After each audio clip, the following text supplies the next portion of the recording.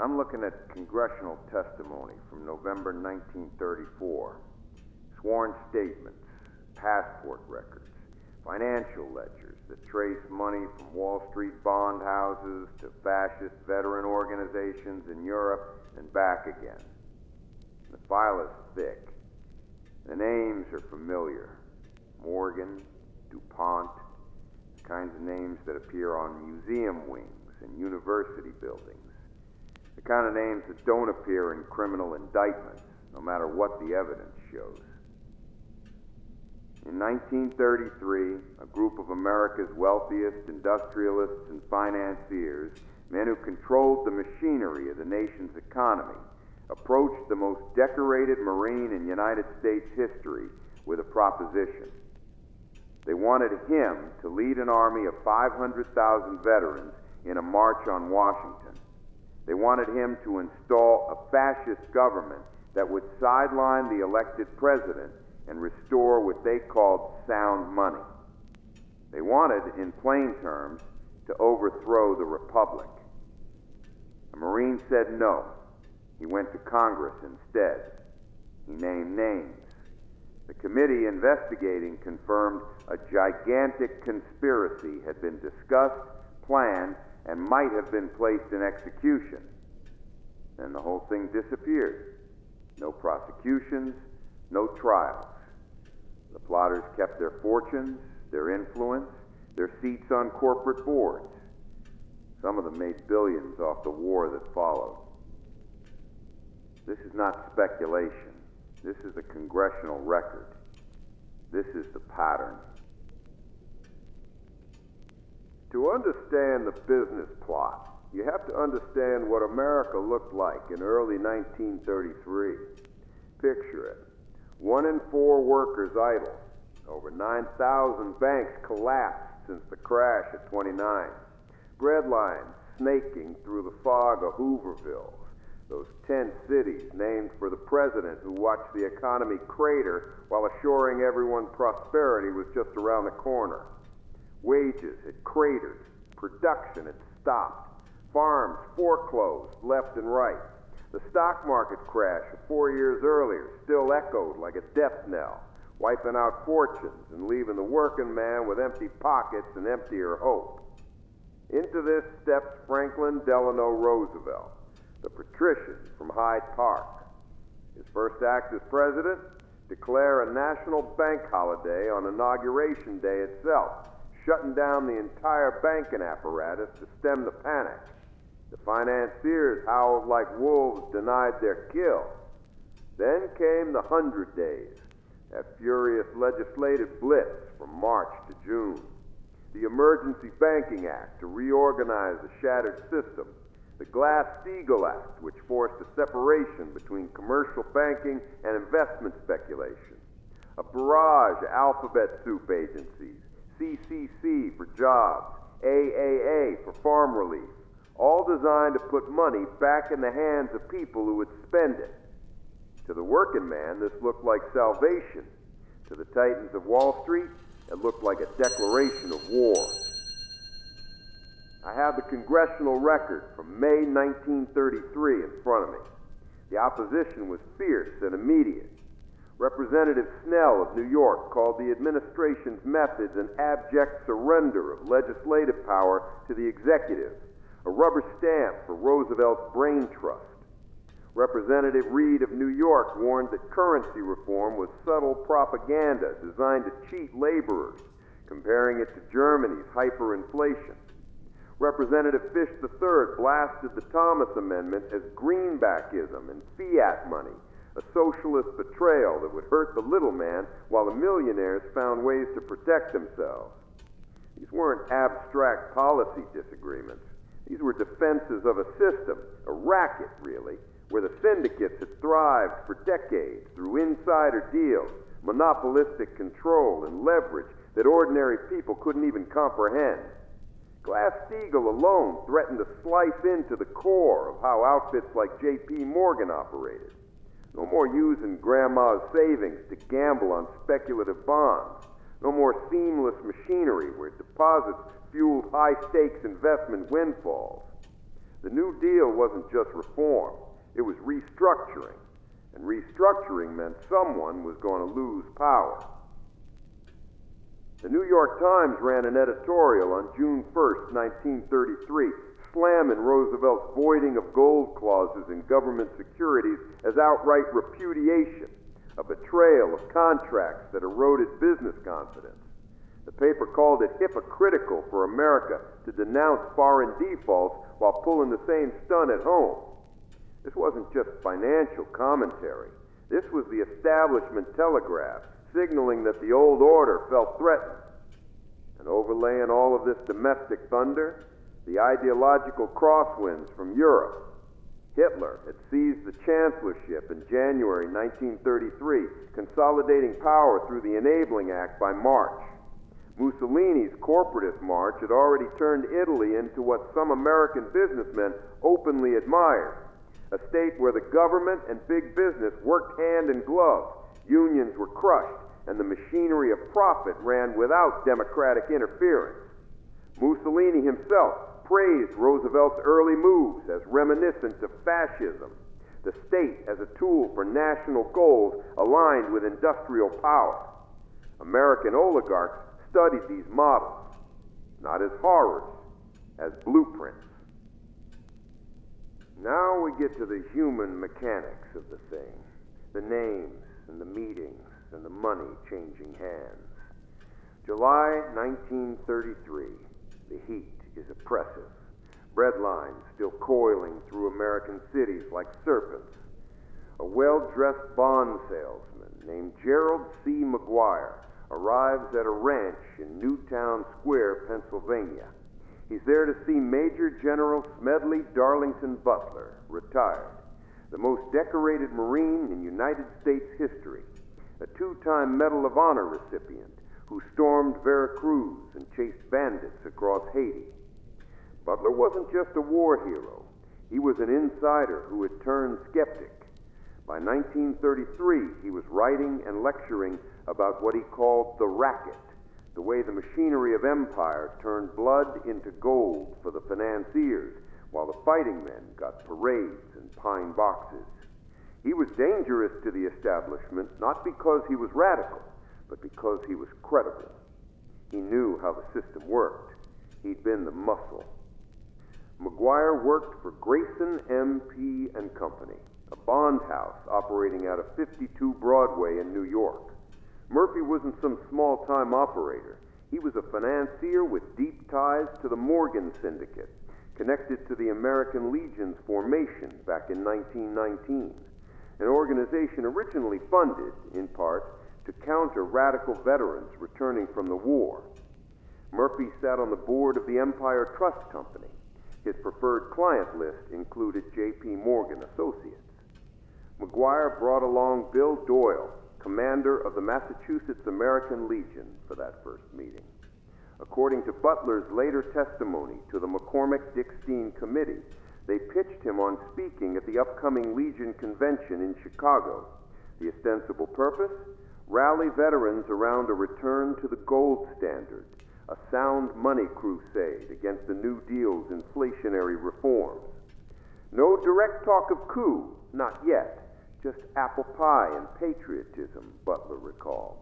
But he smelled something off. $100 a week bond peddler showing unusual interest in veteran mobilization, probing questions about what it would take to organize the soldiers.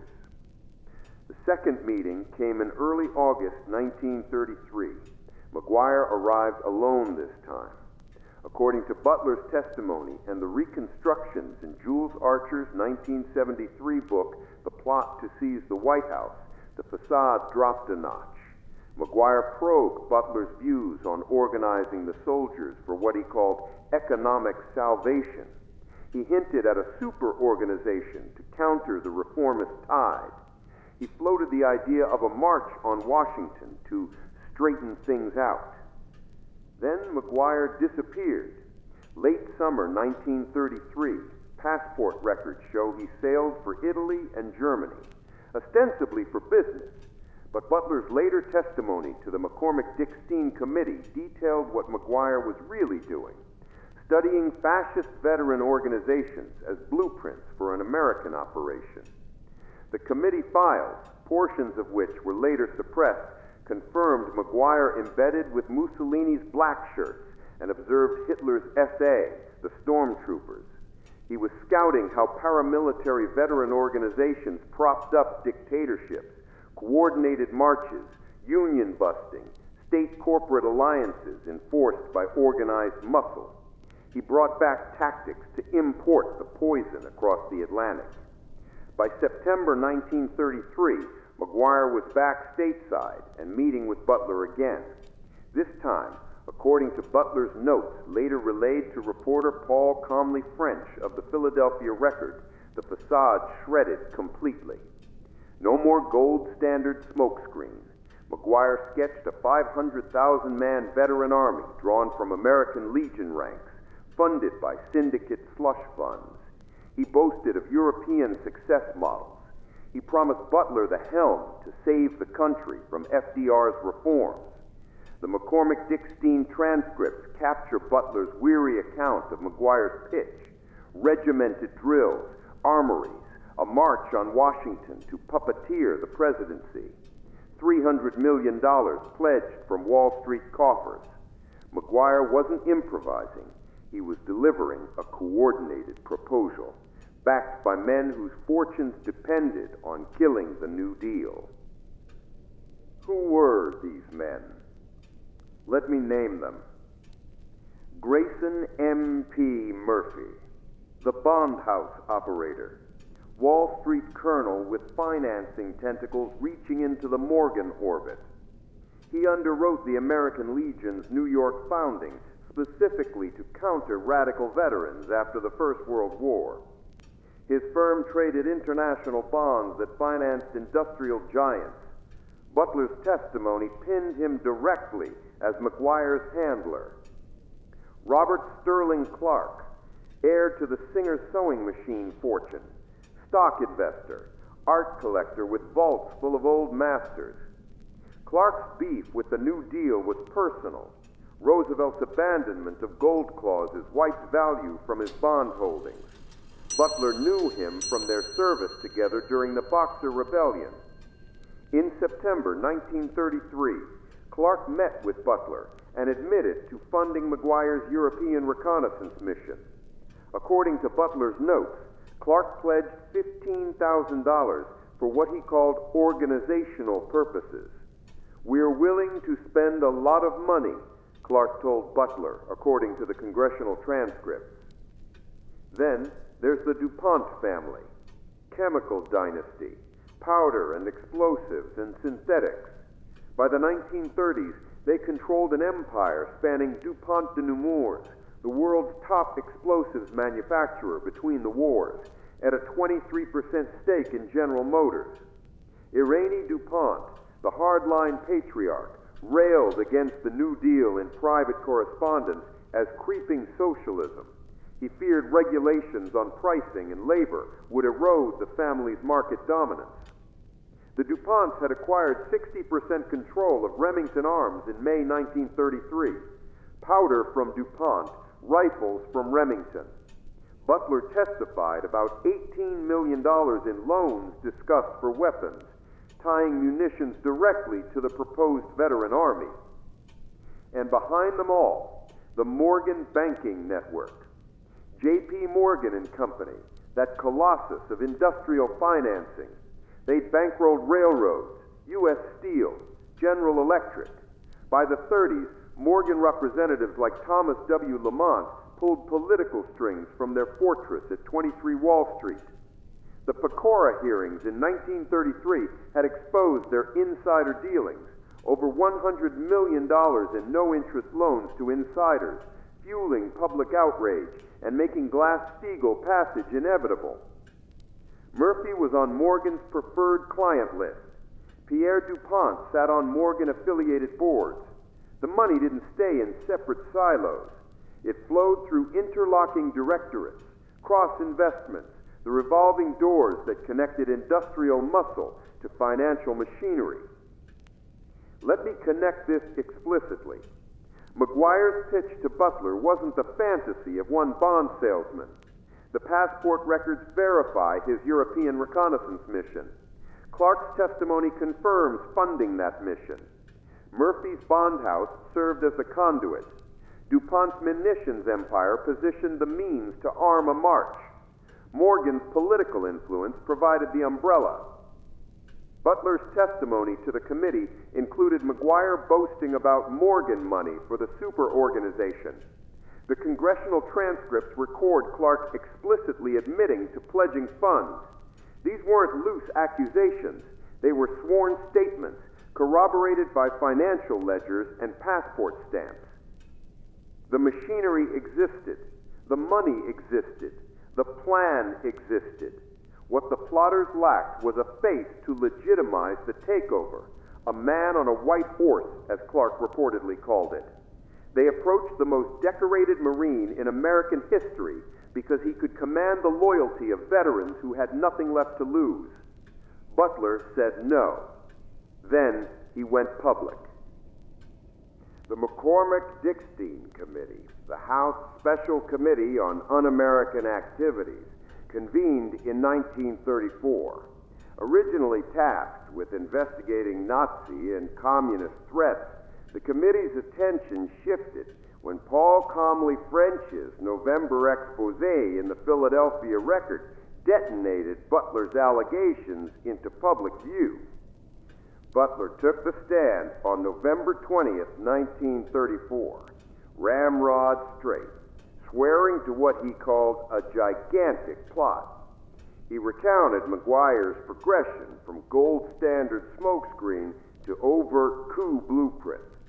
He named Murphy as the bond house conduit. He named Clark as the cash source.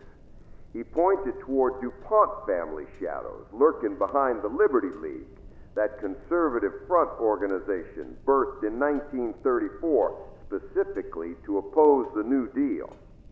They wanted me to lead a fascist organization, Butler testified. He described plans for a march on Washington to puppeteer FDR, reduce him to a figurehead while a new structure ran the government according to the syndicate's interests. MacGuire testified on November 26th. The bondsman squirmed under oath, his contradictions piling like bad debts. He denied coup talk outright, claimed his European trip was mere business, insisted his conversations with Butler concerned only veteran welfare. But the cracks showed. He admitted meeting Clark. He admitted funneling $18,000 for what he called organizational funds. When pressed about the 500,000-man army, he mumbled about sound money committees, while committee members like McCormack pressed for specifics on the fascist blueprints MacGuire had studied abroad. Clark testified December 4th. He admitted pledging cash, but denied any plot intent, directly contradicting Butler's detailed notes about the man on a white horse conversation. Remington submitted an affidavit disavowing knowledge, yet his bond house records linked unmistakably to the Morgan syndicate financing the broader racket. Here's where the machinery of suppression kicks in. John L. Spivak, reporting for the New York Post in December 1934, documented what he called excised sections from the public record. Over 200 pages gutted from the official transcripts, testimony on the $300 million in pledged funds, details about Remington Arms deals, references to deeper Morgan and DuPont involvement, all redacted to avoid what one source called embarrassment to the financial control apparatus. Spivak's journalism, corroborated by Archer's later research, reveals a systematic effort to shield the elite from the full implications of Butler's testimony. The committee confirmed portions. MacGuire's passport records verified his fascist tourism. Clark's funding admissions entered the record, but the broader web connecting Wall Street financing to paramilitary organization got buried. The committee's final report, issued February 15, 1935, acknowledged the scope. There is no question that these attempts were discussed, were planned, and might have been placed in execution when and if the financial backers deemed it expedient. Discussed, planned, might have been placed in execution. That's the congressional record. That's not speculation. And yet, no prosecutions, no indictments, no one went to prison. The committee declined to refer cases for criminal action, citing what they called lack of evidence on intent, despite sworn testimony, despite verified passport records, despite financial ledgers tracing money from Wall Street to fascist organizing. The men Butler named kept their fortunes, their influence, their positions on corporate boards. Media dismissal came swift and coordinated. Time magazine dubbed it the plot that never was. The Chicago Tribune ridiculed Butler as a publicity hound. Major dailies tied to the same financial interests that backed the plotters buried the story under dismissive headlines. George Seldes, the muckraking journalist, writing in his publication In Fact, called it a congressional cover-up for the racket and documented how press barons, themselves connected to the syndicates, ensured the story disappeared. By spring 1935, the business plot had evaporated from headlines. By the 1950s, academic histories like Schlesinger's Age of Roosevelt waved it off as overblown. The pattern held. Expose the conspiracy, then obscure the memory. Look at what happened to the plotters. Irénée DuPont, the Liberty League architect with documented ties to the syndicate slush funds, no charges. His chemical empire ballooned under defense contracts as the world lurched toward another war. By 1941, the DuPonts held over $1 billion in munitions deals. Grayson Murphy's bond house, untouched. His operations continued, funneling into post-war syndicates. The Morgan Network, they pivoted seamlessly to financing the war effort, the same war their fascist affiliates in Europe had helped ignite through cartels and loans, documented in the Kilgore Committee investigations of 1945. Carl Quigley, writing in Tragedy and Hope in 1966, frames it plainly. The financial oligarchy operates above electoral politics through private control systems, circulating elites of bankers and industrialists who retain influence regardless of which party holds office. The business plot was Exhibit A, an attempted coup that produced zero accountability, establishing the precedent that wealth insulates against consequence.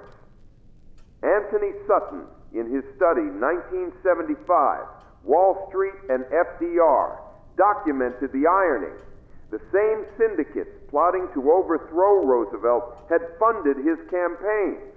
Their support for fascist movements was routine, a hedge against any reform that might threaten their control. When the plot failed, they simply pivoted to profiting from the conflict their European counterparts helped manufacture.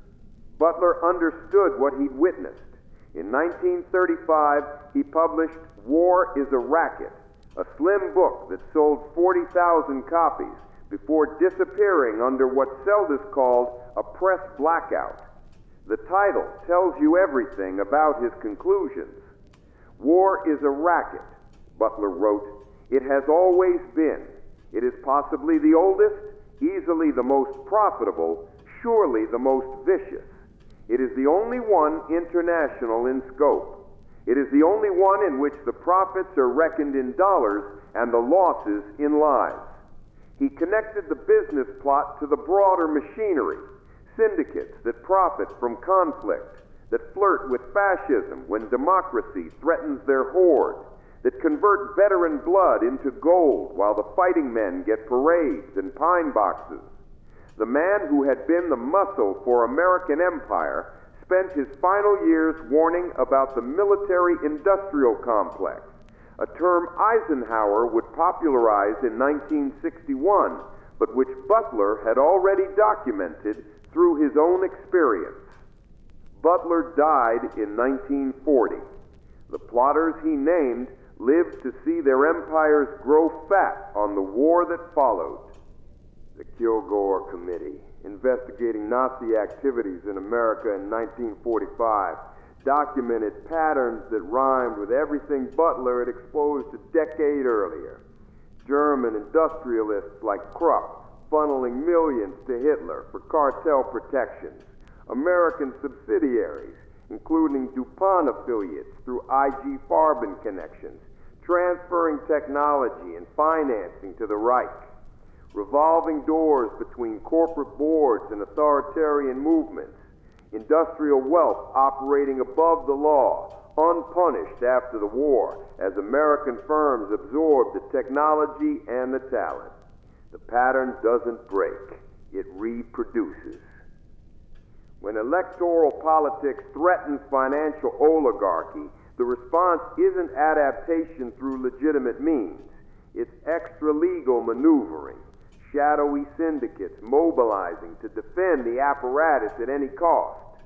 The New Deal represented an existential threat to wealth preservation mechanisms that had operated for generations. The response was conspiracy, with fascism's allure providing the ideological lubricant for authoritarian solutions. Butler's refusal disrupted the immediate plan, but the machinery he exposed, it kept running. The men he named walked free. Their descendants sit on the same boards, move through the same revolving doors, operate the same levers of financial control. I have Butler's testimony in front of me, sworn statements from 1934, congressional confirmation that a gigantic conspiracy was discussed, planned, and ready for execution, passport records, financial ledgers, the whole architecture of a fascist coup laid bare in the public record. And nothing happened. No prosecutions, no trials, no accountability. The apparatus absorbed the exposure and continued operating. The press dismissed it, the academics minimized it, the public forgot it. That's not conspiracy theory. That's the conspiracy framework, the way power protects itself when threatened. The pattern of elite immunity that stretches from the boardrooms of 1933 to the present day. The business plot didn't fail. It just didn't succeed in that particular form, at that particular moment. The same interests, the same families, the same institutional connections continued shaping American policy through war and Cold War and the permanent warfare state Butler warned about in his final years. The money moved, the players changed names, the machinery kept running. It always does. This has been a declassified case file on the business plot of 1933, Wall Street's fascist coup attempt. The evidence is in the congressional record. The testimony is sworn. The pattern is documented. The only question that remains is the one that always remains when you examine how power actually operates in this country. Who benefits and who pays? The file is closed, but the racket continues.